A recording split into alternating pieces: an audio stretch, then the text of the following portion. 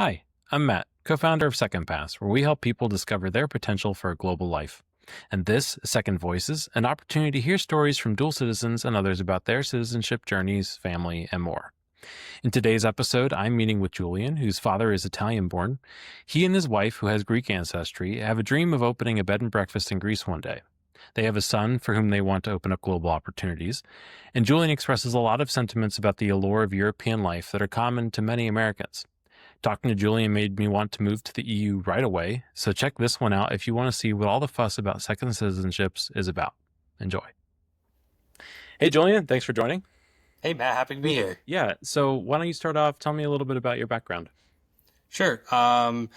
So I currently live in Philadelphia. I've been here for better part of 16 years, but I grew up in Lehigh Valley. I come from, my dad is a Italian immigrant. He came here in the mid 70s and naturalized in early 90s. Um, so yeah, the whole process of dual citizenship has been kind of something that we've always talked about in my family, but probably which is true for a lot of families. We just never got things going. But um, part of the want of doing this is because like I feel a connection to where my dad's from, and I do go there pretty often. So yeah, that's pretty much my background. But personally, I'm a CPA. Um, and enjoy sports, mostly soccer, Italian league. So would love to go over there for a lot of games and everything. So, yeah. For sure. That's really cool. It actually reminds me a lot of my own situation. My dad was born in Mexico, came over I think in the 80s, and I went there as a kid, pretty much once a year, yeah, for a week or two at a time, and I always really enjoyed being there with his family, and kind of grew up with the idea that like I could potentially, have a second citizenship. He always told me about that, but it took me a while to actually realize that. So it sounds like your situation was pretty similar. You knew that you could potentially get citizenship, but just never acted on it, right? Yeah. I know early on, we never went, like when I was younger, we never went down this path because Italy still had like a mandatory military service. Um, Yeah, like my one cousin who's about 10 years older, one time they were going to visit there in like the early 2000s, and they had to like get some kind of like waiver so they wouldn't like ship him to the military the second he landed. So that was like always one reason why we didn't go through with it at first. But a lot of excuses on my family's end, mostly my dad. So I I'm yeah, definitely trying to right. hold him accountable at this point. Cool. And have you actually started the process at all yet?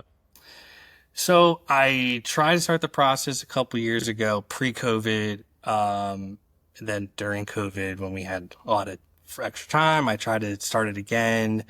Um, but I kind of got discouraged pretty quickly because there was like no appointments on at the Italian consulate. So I kind of just put it on the back burner again, hoping that I could start the process. When I felt like I had more time or when I felt that there was appointments available. So my previous uh, start of this process was very limited. So now I'm starting to get more serious. So I'm starting the process again. Um, Hopefully this time will come to fruition. Yeah, yeah, and I would love to help you do that. So I think we'll be able to get a little bit further. Um, Awesome. in the previous time when you tried, and getting appointments is famously very difficult with the Italian consulates, which is a hurdle I think we can get over. But did you previously at least start gathering the documents? Did you like get a whole list of documents? How did you go about finding out what you needed to do in the first place, actually? So a lot of it was my sister had done some research, but I don't think she did enough. And then I've used Reddit groups. There's one Facebook group I know that has a lot of that information as well. Mhm. That I've tried to utilize to figure out what I needed. Um, I know some of these things I do have, or I should say my dad has, but there are things that he needs to get. And like, because he's around and I don't unfortunately speak Italian, so I'm kind of relying on him on some things. So, um, I really just need to get my dad to help with these things. He has and I need to obtain. So I would say in terms of like gathering the support that I need, I'd probably been dropping the ball on that. Especially the first couple iterations of me trying to go through with this process. I think Yeah, had I it's gotten an appointment and like could schedule it out, say like 6 to 12 months out, like I probably would have been further along. But I think the initial discouragement of not being able to get one, I just was like, I'll figure it out when I need to figure it out. yeah, no, that's totally understandable. And have you been to Italy in recent years as well? Last time I was there was in 2019, so it's been a couple years. I'm hoping to go back next year and take my son with my dad, so that should be a good trip. So I'm hoping to go there, but um, not I've not been there as much as I would like to be in recent years. Yeah. Has your son been to Italy before? No, he has not. We're taking him Oh, to okay. Greece this summer. That'll be his first international trip, so it'll be a good trial run to see whether I want to take him next year or not. That's fantastic. And I think you told me your wife is Greek too, right? Yes, and that's also what I want to work with you guys too, is try to get her citizenship through her grandfather, because that's, I mean, mostly that's where we would like to potentially buy a place in Hmm. 5 to 10 years. That's some place that we have friends already. Um, I feel like it's a little bit more a little friendlier than Italy is, especially Hmm. Sicily, where my dad's from. It's definitely friendlier than there. So yeah, that's also the process. I know in working with you, I understand that it's a little bit easier to get the Greece citizenship. So hopefully we can get her done before myself. Yeah. And you guys are in a great position really because a lot of people maybe one of the either the husband or the wife has some connection but the other one doesn't, and that always makes things a little bit trickier. For you both to have a familial connection with an EU country means that moving there, well, getting your citizenship is going to be a lot easier, and then moving there will be much easier too. So that's a pretty fantastic situation. Yeah, And that's the it's plan, and it'll be great to then hopefully pass those along down to my son as well. right, right. It's a huge benefit. Um, and it sounds like you foresee yourself, assuming you're able to get citizenship for both you and your wife, you want to buy a home in Greece. Sounds like probably a vacation home, or are you thinking about retiring there, It or would be both? vacation then retirement. I think I Right, right. the dream would be my wife would really love to like open like a traditional bed and breakfast in Oh Greece. yeah. Um, but I would think that's probably like a 15-year plan, maybe 10 to 15 years. It would have to be a lot of scouting and figuring all that out and finding the right location, but not a huge bed and breakfast. Something with like 3 rooms would be great. But I think if we could do something like that and then potentially maybe like retire here sooner and do that, that would be fantastic. But that's as of now the dream, but I think more tangible would be like a 2 or 3 bedroom apartment over there would be great in the meantime. Yeah, sure. And I mean, that's a awesome dream. It's definitely something I think most people at some point at least think about. Like, I would do that if I could. And it makes sense to start it now when you know that these things are possible because you never know with laws. Things can always change in terms of who's eligible and whatever. Luckily for you, with Italy, it's your father. That's probably never going to go away. But Italy recently cracked down on people who had further connections. So you never know. Um, have In terms of the bed and breakfast dream specifically, is that something that you've experienced? Like maybe went to someone else's in Greece, and were like, "Wow, this is something that I could see us doing," or is that just where did that come from? We just been to a couple bed and breakfasts just here, and my wife just thinks it's like great. Where it's like the it's like the one was like an older couple where they one just does like the cooking, and the other does more of like the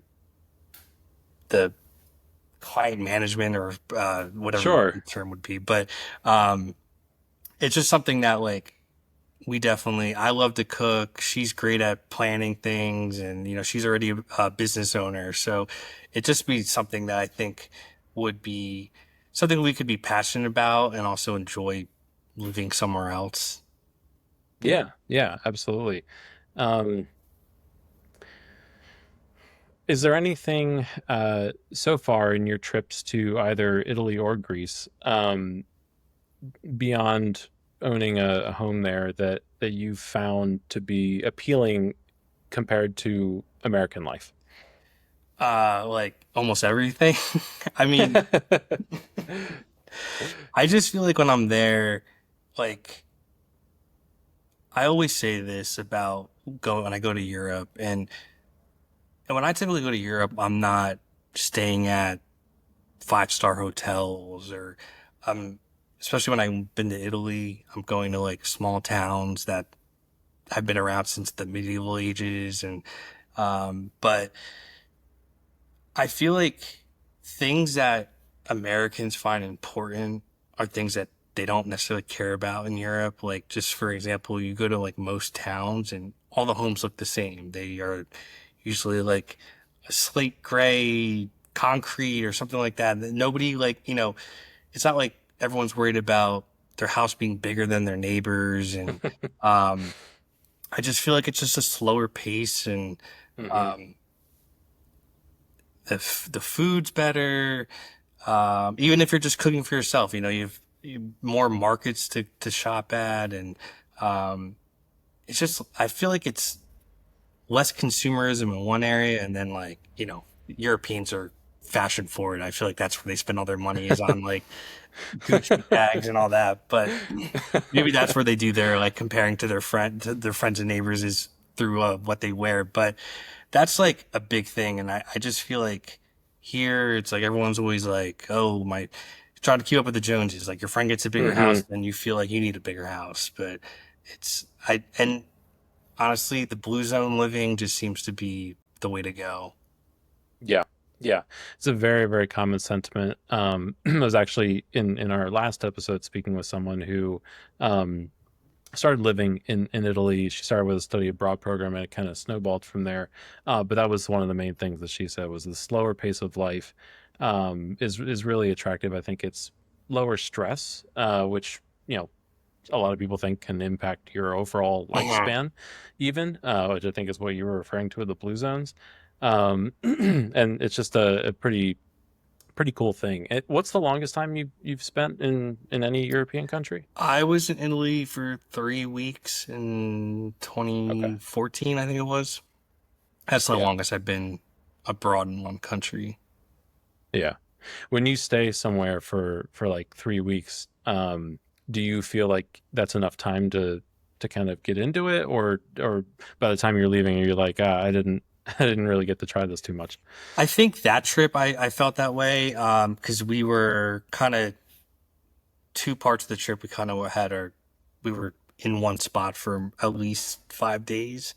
Um, so and those spots too, we were staying in places that were not like cities. So I didn't feel like I was just another tourist around. So Hmm. I did feel like I was living like a day to day life, like someone would live that Okay. lives there.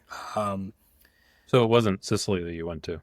that was Sicily, that Oh, part of that. okay. So we were there for a week in that part of the trip, but also that same trip we were in a small town outside of Florence, where my Okay. dad's friend from the military has like he had like a second house. So we just stayed there for like 5 days, Hmm. and yeah, it was a small town. It was nice and quiet, and um, I mean, it was in Tuscany, so you can't beat that area. So, Hmm. Okay. Cool. When's the next time you are planning on going to Italy or Greece? Greece, we're going in 3 weeks, so we're going to be there for just under 2 weeks. We're going to a wedding in Crete, and that's actually where we want to eventually buy places in Crete. And then we're also going to the island of Milos. I was looking for a small island that's family friendly because last time I was there, we did Santorini, Mykonos. I'm not can't do that time. Do that. Excuse me. Can't do it this time with the 2-year-old because I don't think we're going to be going clubbing with him. Even though he does love club music, so maybe he will want to. And then we're gonna go. We're gonna use Athens as a hub, and we're gonna go to Sparta, where my wife's grandfather's from. So hopefully, I can get some of Okay. the necessary documents while I'm there to help her with her citizenship path. But yeah, looking forward to that a lot. No, it sounds like a fantastic trip. And yeah, I know we were working briefly to find what the best way to go about finding those documents is, which just for anyone who's watching is a really great way if you have the opportunity to go to the country that you're interested in getting citizenship, and talk to the people there, those offices that can be really the best way to go about that process. Because I know, we were talking just earlier, you were trying to email the consulate, right? And you're having a difficult time getting through to them. Yeah, I emailed the Spartan City Hall and hoping I can hear Right. back to see if they could tell me whether it's that location or a different office I need to go to, or if they can even look up to see if they have the records. But no luck. I will keep trying before I get out there and see where the right path to get that information while we're there. And I'm just curious, when you sent that email, did you send it in English or Italian? I did send it in English. That one Oh, was okay. to Greece, Okay. so that one would have been, Oh, right. yeah. I guess I could potentially translate it to Greek, and but I started doing Duolingo for Greek a little bit, and that alphabet is just ridiculous. I do not Do you understand how they think, get the phonetics from those letters, but somehow they do it yeah, languages with a different alphabet can be a little bit more of for sure. an obstacle. Yeah. Have you or your wife, uh, beyond your Duolingo, does she know any other language, or do you plan on trying to learn either Italian or Greek? I've been trying to learn Italian for way too long. Hmm. It's something like I think I have a reminder on my phone to create a schedule where I can build it into my day, but I think until my son gets a little older, it's going to be hard for me to figure out time to do that. But I do have a plan for my son at least to learn. I think I can start sending him to like Italian school on Saturdays when he's 4. So that's going to be my plan for him at least. So he can at least learn it. And I think he can go to Greek school when he's like 6. So I might do that too. So hopefully the things that my dad didn't do for me, I'm going to try to do for my son. That's a great idea. Set them up for success and be able to take advantage of this hopefully citizenship situation that Yeah. you're creating for them, which is pretty cool. Um, okay, I mean, I think that covers most of the things. I really just wanted to hear about, your background, and also we got your wife's too, which is cool, and your motivations for moving there. Is there anything else that we didn't talk about that interests you about Europe, or the whole prospect of moving there? I mean, to be honest with you, like just the ability to get to different cultures so quickly, whether it's via train or a cheaper flight, because here it's Hmm. honestly insane that it costs what it costs to get to even just like Florida or take a train to Boston. It's like Yeah. it's honestly ridiculous, and like there's so many things that we do right in the US, but a lot of things we do wrong. And I think like the things that are important to me, I think Europe kind of handles those a little bit better. Um, I find myself more of a European sport watcher anyway, so being on the same time zone of that would be great.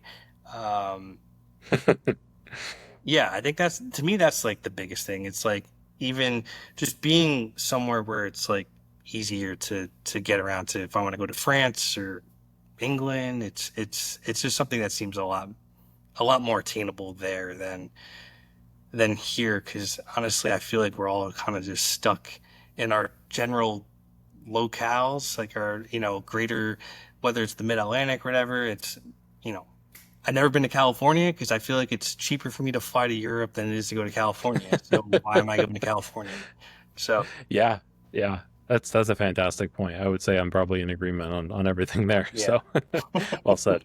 Um, okay, great. Well, thank you again for joining, of Julian. course. Thank you It for was having awesome me. hearing your story, and yeah, I'm looking forward to working with you further on your Italian and your wife's Greek citizenship. Hopefully, we can make something happen for you.